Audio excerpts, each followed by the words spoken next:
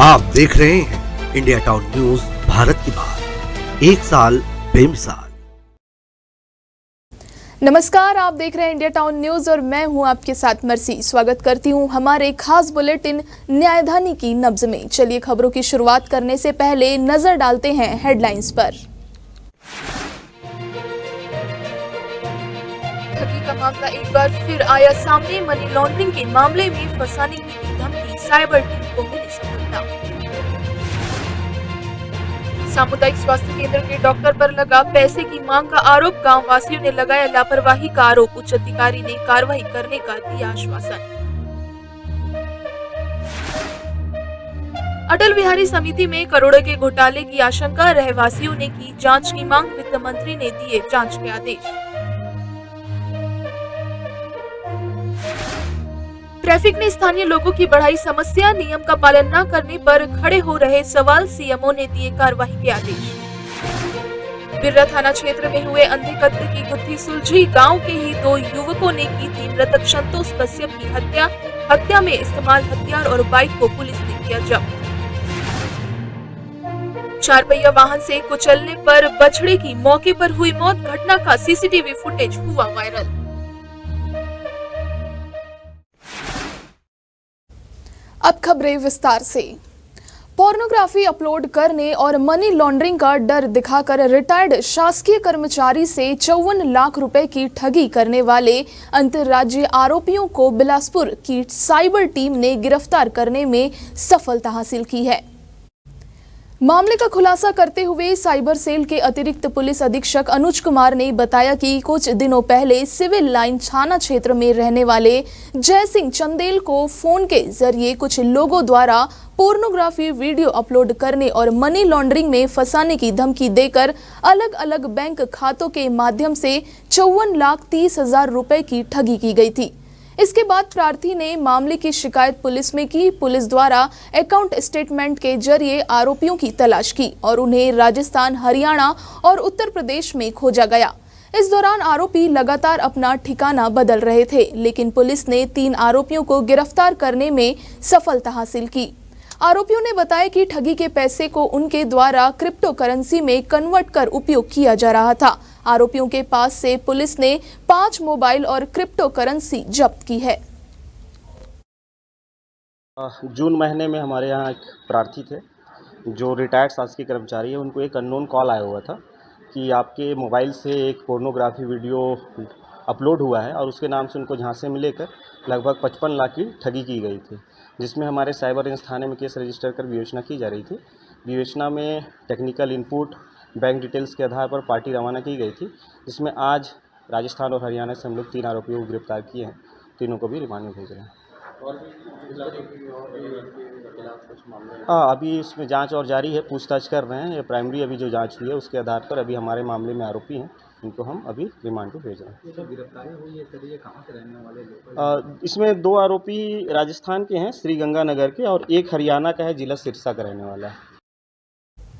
देश के प्रधानमंत्री नरेंद्र मोदी जी के जन्मदिवस के मौके पर उनके विकसित भारत बनाने की सपनों को साकार करने उनके परिकल्पनाओं पर आधारित प्रदर्शनीय कार्यक्रम आयोजित किया गया। कार्यक्रम में कलेक्टर धर्मेश साहू सहित जनप्रतिनिधि व विद्यालय के छात्र छात्राओं ने हिस्सा लिया। जिला मुख्यालय सारंगढ़ के कलेक्ट्रेट परिसर में देश के प्रधानमंत्री नरेंद्र मोदी जी के जन्म दिवस के अवसर पर विकसित भारत बनाने के सपने को साकार करने के लिए उनके परिकल्पनाओं पर आधारित एक प्रदर्शनी कार्यक्रम आयोजित किया गया। प्रदर्शनी कार्यक्रम में प्रधानमंत्री के द्वारा देश के लिए किए गए विभिन्न कर्तव्यनिष्ठा कार्यों व उनके जीवन से जुड़ी रोचक तथ्यों की झलक अलग अलग स्लोगन के माध्यम से प्रदर्शित की गई। गौरतलब, मोदी जी के जन्मदिवस पर स्वच्छता ही सेवा अभियान कार्यक्रम की शुरुआत की गई। इसी के मद्देनजर यह कार्यक्रम आयोजित किया गया। वहीं जिला जनसंपर्क अधिकारी देवराम यादव ने बताया कि इस प्रदर्शनी में खासकर बचपन पाठशाला माँ से मिला संस्कार, एक पेड़ माँ के नाम पर सहित युवा नमो जीवन बाबा साहेब को सच्ची श्रद्धांजलि, देशभक्ति की शक्ति के अलावा अनेक उपलब्धियों की झलक शामिल की गई थी।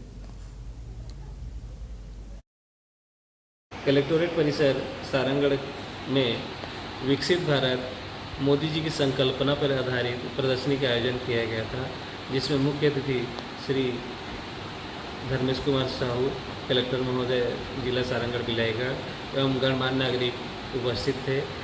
कॉलेज एवं स्कूल के छात्र छात्राओं ने इस प्रदर्शनी का अवलोकन किया। उन्हें जनसंपर्क के माध्यम से जनमन पत्रिका का वितरण किया गया। इसके साथ साथ प्रदर्शनी में आधार कार्ड अपडेट, आयुष्मान कार्ड बनाने के लिए और स्वास्थ्य जांच के लिए सुविधा प्रदान स्वास्थ्य विभाग की ओर से दिया गया था। सभी नागरिकों को कलेक्टर महोदय के द्वारा शपथ दिलाए गए। इसके साथ साथ प्रदर्शनी में सभी प्रकार के मोदी जी के कार्यकाल, जीवन परिचय और उनके व्यक्तिगत जीवन से जुड़े छायाचित्र का अवलोकन सभी नागरिकों ने किया। मुंगेली जिले के प्राथमिक स्वास्थ्य केंद्र जरहा गांव के पदस्थ डॉक्टर आकांक्षा तिवारी पर ग्रामीणों ने गंभीर आरोप लगाए हैं।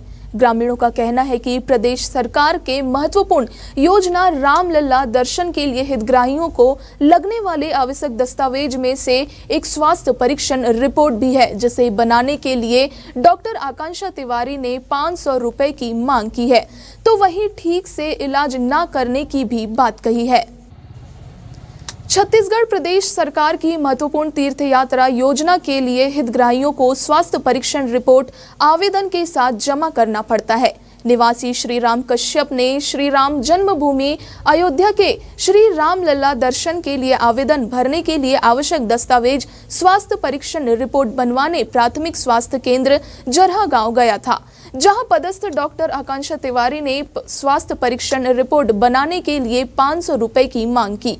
वहीं मोतिमपुर निवासी सतीश यादव ने भी डॉक्टर आकांक्षा तिवारी पर ड्यूटी में लापरवाही व मरीजों के साथ बदसलूकी करने का आरोप लगाया है। वहीं इस मामले पर संज्ञान लेते हुए अतिरिक्त कलेक्टर ने डॉक्टर के लिए किए गए शिकायत की परीक्षण कराने का आश्वासन दिया। साथ ही डॉक्टर का व्यवहार संतोषजनक नहीं पाए जाने पर व दस्तावेज निर्माण के लिए पैसे की मांग सही पाए जाने पर डॉक्टर आकांक्षा तिवारी पर आवश्यक अनुसार व नियमानुसार कार्रवाई करने का आश्वासन दिया। तो महू फार्म भरे कोशिश किए तो कथे मेडिकल लगी, मेडिकल बनवा गए तो पहली दिन तो रहीस नहीं, दूसरे ये दिन गए तो दूसरे दिन गए तो कहते दादाजी यहाँ अभी स्टाफ लोग नहीं हैं, कल आ जाना। और दूसरे ये दिन गए तो अपन कार्यालय में बैठे रहे, ले दे के थे वो डॉक्टर आकांक्षा तिवारी है ना। तो वो लोग जाके बोले मैं चलिए मैडम, कितना देरी बैठे, परेशान हो रहे हैं लोग बाग, आप ऑफिस में बैठे हुए, कार्यालय में बैठे रहे। वहाँ ले दे के 1-1.5 घंटा में आइस तो गए ने मरीज है पहली जल्दी मोल ले तो मरीज रहे तब वो मैं अब एक तो रहे मरीज तो गए अंदर में तो बाहर निकाल दीस, ठीक है आगे बाहर ओखर निकले बाद गए तो कहे मेडिकल बनवाना है मैडम, तो कहते 500 रुपया लगेगा। तो घर से बोले 500 रुपया कम हो तो नहीं लगे भाई, फ्री में होते गए, ऐसे सुने हैं नवाए हैं। तो कहते नहीं 500 रुपया लगेगा, नहीं तो जाओ जहाँ बनता है फ्री में बनवा लो, जाओ कि भेज दीस। क्या चीज़ के लिए आप मेडिकल सर्टिफिकेट मांगेंगे? और रामलला दर्शन पर तो कहें अयोध्या जाना रही के कोई नौकरी वोकरी पर थोड़े मांगते हैं। कितने लोगों से मांग रहे? मैं अकेला रहे भाई, अकेला मोड़ से कहीं 500 रुपया लग ही की के मोल लंग कहें 500 रुपया रहती तो मैं टिकट कटा के अयोध्या नहीं चल देते हैं, समझे ना। हो तो फिर क्या बोलिस? तो क्या बोलिस, जाओ जहाँ बनता है फ्री में बनवा लो कही दिस। कहते हवा कि जरहा गाँव प्राथमिक स्वास्थ्य केंद्र में इलाज कराए गे रहे हैं तो वहाँ पर मोला मैडम नहीं मिली, अंदर में रहा मैडम हाँ, तो स्टाफ द्वारा से जानकारी मिली कि 5 बजे आबे की के। तो मैं 5 बजे फिर गए तो पता चली फिर स्टाफ के कोई रहा है तो बताते 4:45 बजे वो भाग गए ना मोर इलाज करी। और फिर क्या कहते मोला अभी और फ़ोन लगा रहा है कि एक तो आप मन इलाज करा ले हो का के। तो मैं कहें हाँ इलाज करा ले, तो एक तो लेटर बना के देना है कि। तो मैं कहें लेटर बना के मैं क्यों दूंगा, हाँ लेटर बना के दूंगा लेकिन ये दूंगा कि मैं प्राइवेट हॉस्पिटल में मेरे इलाज हुआ है और उसमें इलाज नहीं हुआ है करके। तो वही नाम से हम लोग शिकायत करने आए हैं। मेरे को बीपी पर प्रॉब्लम था, 2-3 दिन से चक्कर आ रहा था, तो उसी चक्कर में गया था वहाँ इलाज कराने। तो वैसे मेरे को बोल दिया 5 बजे के बाद आना करके। सतीश यादव बोल रहा। देखिए जरहा गाँव प्राथमिक स्वास्थ्य केंद्र में अभी नई एमओ आई हैं डॉक्टर आकांक्षा तिवारी। इनके अड़ियर रवैये से और इनके दुर्व्यवहार से लगभग रोज़ जो पीएससी में आने वाले मरीज़ हैं ये प्रताड़ित हैं। किसी से भी वो सामान्य बात नहीं करती है और अधिकतर जो आने वाले मरीज़ है उसको डांटते रहती है, चिल्लाते रहती है और नहीं करूँगी, जो करना है कर लो। और यहाँ तक हद तो ये हो गया कि सीनियर सिटीजन को भी वो अपमान कर चुकी है। सीनियर सिटीजन हमारे आईआर सोना जी आए थे, उसको भी 1.5-2 घंटे तक बैठा के रखी, उसके निवेदन करने पर ले दे के उनका इलाज हुआ। और हद ये भी हो गया कि रामलला दर्शन के लिए जब अयोध्या जाते हैं उसके लिए मेडिकल परीक्षण होता है, उसमें भी उनके द्वारा 500 रुपये का मांग किया गया है। तो ये जो है बिल्कुल क्या बोलते गलत है। नहीं, यदि ऐसा कुछ हो रहा है वो तो पूरी तरह से गलत है, क्योंकि मेडिकल फिटनेस देने के लिए किसी भी प्रकार के शुल्क की आवश्यकता नहीं होती है। और ये जो शिकायत प्राप्त हुई है इस पर कोतरा रोड स्थित शहर की बड़ी आवासीय कॉलोनी अटल विहार कॉलोनी में करोड़ों रुपए के घोटाले की आशंका के साथ रहवासियों ने कॉलोनी की 11 सदस्यीय रखरखाव समिति के विरुद्ध जांच की मांग उठाई, साथ ही जमकर हंगामा भी किया। यहाँ सचिव को लेकर शुरू में जो विवाद हुआ था वो अब वित्तीय अनियमितता तक पहुंच गया है। अटल विहार गृह निर्माण रखरखाव समिति के 15 सदस्यों ने आवास एवं पर्यावरण मंत्री ओपी चौधरी और कलेक्टर से लिखित शिकायत की है, जिस पर वित्त मंत्री ने मामले में जांच का आदेश दिया है। इसके बाद कलेक्टर के निर्देश पर सहकारिता विभाग के उप आयुक्त जायसवाल ने जांच समिति गठित की। इस जांच समिति में 2 सहकारिता विस्तार अधिकारी के आर देवांगन और ML अनंत को शामिल किया गया, जिसके बाद अंतिम निर्वाचन की प्रारूप 26 पत्रक की पूरी जानकारी लेने दोनों जांच अधिकारी अटल आवास के सामुदायिक भवन पहुंचे। उनके द्वारा समिति के कार्यकारी सदस्यों से पूछताछ कर जानकारी ली गई तथा दस्तावेज को भी एकत्रित किया गया।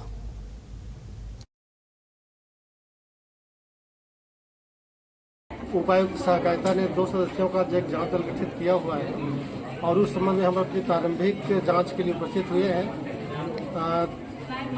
15 को आए थे, जहां हमने यहाँ के मेंबरों को, पदाधिकारियों को रिकॉर्ड दस्तावेज देने के लिए हम चिट्ठी जारी किया था। और आज 17 को भी पूरे जो सोसाइटी के आम लोग हैं, शिकायतकर्ता हैं, उनसे हम बयान देने के लिए सूचना जारी किया था। उसी को कुछ में आज उपस्थित हुए हैं। अभी जांच की कार्रवाई प्रारंभिक चरण में है और यहाँ अनियमितता, रुपए की अनियमितता की शिकायत हुई है और शिकायत की जांच पूरी जाने के बाद ही पता चल रहा है कि यहाँ किस जगह होता है, घोटाला है, क्या कर रहा है कि यहाँ हाउसिंग बोर्ड ने हमारे कमेटी को 1 करोड़ रुपया दिया है और वो इस शर्त पे दिया है कि उसके ब्याज की राशि और यहाँ का जो चंदा राशि है उसके पैसे से इस पूरे कॉलोनी का संचालन किया जाना है, रख रखाव किया जाना है। चूँकि हमारे जो कमेटी के अध्यक्ष, सचिव और कोषाध्यक्ष, इन्होंने जो मूल राशि है पूरा 1 करोड़ रुपए में से अब पता नहीं कितना निकाले, वो क्लियर नहीं हो रहा है। उस पैसे को जो है ना, जब जांच होगी तभी पता चलेगा। हम सदस्य, हमको भी पता नहीं चल रहा। और यहाँ की व्यवस्था इतनी बिगड़ी हुई है सर कि यहाँ इतना 24 लिफ्ट है ना, उसमें से 2 लिफ्ट चल रहा है, बाकी सब लिफ्ट जो है खराब पड़ा है। हमको ये घोटाला मिला है तो हम जैसे पब्लिक सामने में बोले हैं कि ऐसा ऐसा घोटाला हुआ है, हमारा सचिव, अध्यक्ष, कोषाध्यक्ष ऐसे किए हैं, तो उसके बाद में हमको हटा दीजिए। हटाने का इनका अधिकार नहीं है। ऐसा नहीं है कि 11 को एक बैठाएंगे कि एक बार हटा देंगे, लेकिन ये तो इलीगल है। इसका बाद में एक महिला को ऐसे बैठा है गेट में, इतना हमारा कॉलोनी का व्यवस्थाहीन हो गया है, हम लोग के यहाँ रहने का लायक ही नहीं है। पहला तो मैं खंडन करना चाहूँगा, जो 3 करोड़ की बात पूरे न्यूज़ चैनल में चल रही है, उसमें मात्र हाउसिंग बोर्ड से प्राप्त राशि 96,75,500 रुपये समिति को प्राप्त हुई है। और जो घोटाले की बात है, जिसमें 1 रुपये का कोई भी गमन नहीं है और सारा जो भी खर्च हुए हैं, सारे का बायोडाटा, हिस्ट्री, सारा चीज़ है हमारे पास।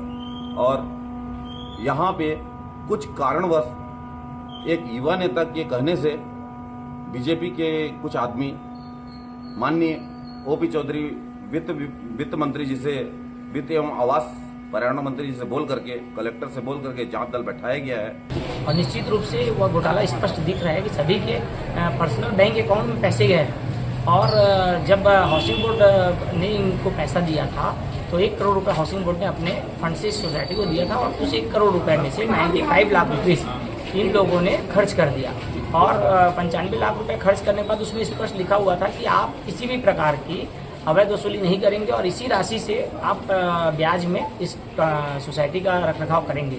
इन लोगों ने जब से यह समिति बनी तब से लेकर आज तक 500 रुपये पर घर इन लोगों ने लेना चालू कर दिया मेंटेनेंस के नाम पे और मेंटेनेंस चार्ज लेते हुए उस चार्ज को डायरेक्ट अपने अपने खाते में ले लिया।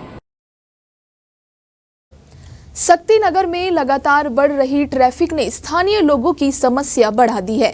शक्तिनगर के मुख्य मार्गों में बिना पार्किंग व्यवस्था के कई बैंक और डायग्नोसिस सेंटर खुल चुके हैं, जिससे मुख्य मार्ग में रोजाना जाम, शोर शराबे की स्थिति बनने लगी है। जबकि इसके लिए नगरपालिका के एनओसी देने के पूर्व सारे नियम के पालन करने के निर्देश दिए थे, मगर बिना पार्किंग के इस प्रकार कई बैंक और डायग्नोस्टिक सेंटर खोला जाना अपने आप में सवाल खड़ा कर रहा है कि क्या नगरपालिका के अधिकारियों को यह समस्या नहीं दिख रही और अगर दिख रही तो इन पर कार्रवाई क्यों नहीं हो रही। हालांकि मीडिया के सामने शक्ति सीएमओ ने कार्रवाई की बात भी कही है।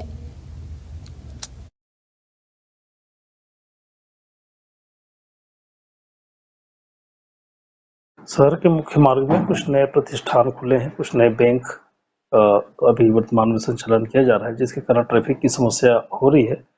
और टर्म्स कंडीशन तो रहता है, हमारे जो एनओसी जारी करते हैं उसमें शर्तें रहती है, उस शर्त को नहीं मानने की स्थिति में उनके ऊपर कार्रवाई करते हैं। सरकंडा थाना क्षेत्र का एक मामला सामने आया है, जहां एक महिला ने गाड़ी को पार्किंग से निकालने के बाद एक गाय के बछड़े को रौंद दिया है। इस घटना का फुटेज सीसीटीवी में कैद हुआ और अब यह वायरल हो रहा है। सरकंडा की एकता कॉलोनी की एक महिला ने जल्दबाजी में अपनी 4 पहिया वाहन को पार्किंग से निकालते समय गौवंश उसकी चपेट में आ गया, जिससे उसकी मौके पर ही मौत हो गई। इस घटना का फुटेज सोशल मीडिया में वायरल हो रहा है। बता दें कि पहले भी इसी तरह के मामले सामने आए हैं, जिसके बाद सरकंडा थाना क्षेत्र पुलिस ने महिला पर कार्रवाई की है।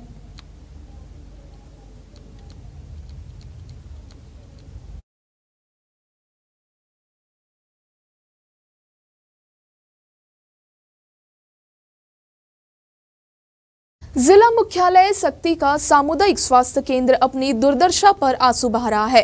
अस्पताल में पिछले 30 घंटे से अधिक समय से बिजली बंद है, मगर इससे विभाग के जिम्मेदार अधिकारियों और प्रशासन को कोई सरोकार नहीं है। मरीजों और उनके स्वजन को अंधेरे में परेशानियों के साथ रात गुजारना पड़ रहा है। बिजली बंद होने से डॉक्टरों के कमरे से लेकर मरीजों के वार्ड में अंधेरा छाया हुआ है। इससे अल्ट्रासाउंड और एक्सरे जैसी महत्वपूर्ण जांच नहीं हो पा रही है, क्योंकि ये उपकरण बिना बिजली के काम नहीं कर पाते। अंधेरे में कई डॉक्टर और चिकित्सा कर्मी मरीजों का इलाज करते हुए नजर आए। वहीं अंधेरे के चलते कई मरीजों के उपचार में देरी हुई, जिससे उन्हें परेशानी उठानी पड़ रही है। बता दें कि ट्रांसफार्मर में आए फॉल्ट और अंडरग्राउंड केबल में आई खराबी के कारण विद्युत व्यवस्था बाधित हुई है, जिससे सुधारने का कार्य किया जा रहा है। अस्पताल प्रबंधन द्वारा यहां मेडिकल कचरे को फेंक दिया जाता है, जिससे उठ रही दुर्गंध के कारण यहां बिजली विभाग के कर्मचारियों को सुधार कार्य करने में काफी दिक्कतों का सामना करना पड़ रहा है।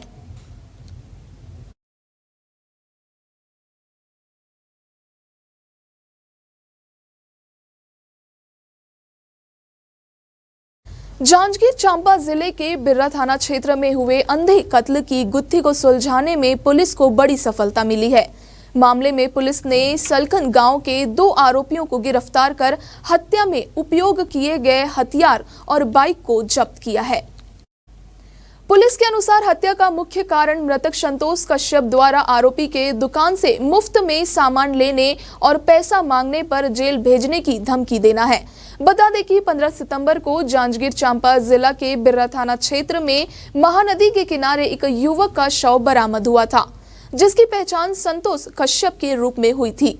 मामले की जांच में पुलिस अधीक्षक ने एडिशनल एसपी की अगुवाई में जांच टीम का गठन किया और गांव से ही विवेचना शुरू की, जिसमें पुलिस को राखी कश्यप और संतोष कश्यप के बीच विवाद का पता चला।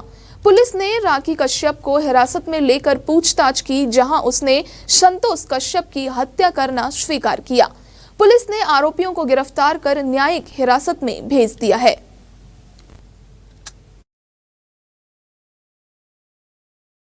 पुलिस द्वारा विवेचना क्रम में पता चला कि मृतक जो है सलखन गांव में अपने कुछ व्यक्तियों के साथ देखा गया था। सभी व्यक्तियों को पुलिस द्वारा पूछताछ की गई, जिसमें राखी कश्यप और जगदीश कश्यप के द्वारा हत्या करना स्वीकार किया गया।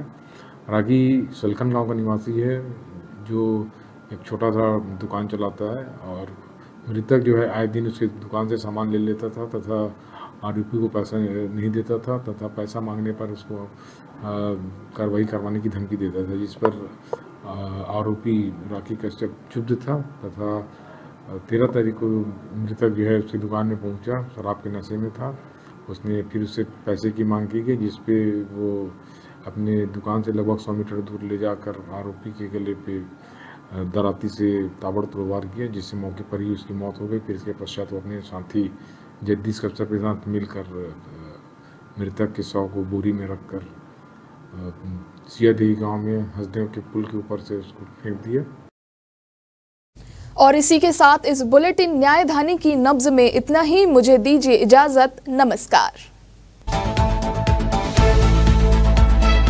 आप देख रहे हैं इंडिया टाउन न्यूज भारत की बात, एक साल बेमिसाल।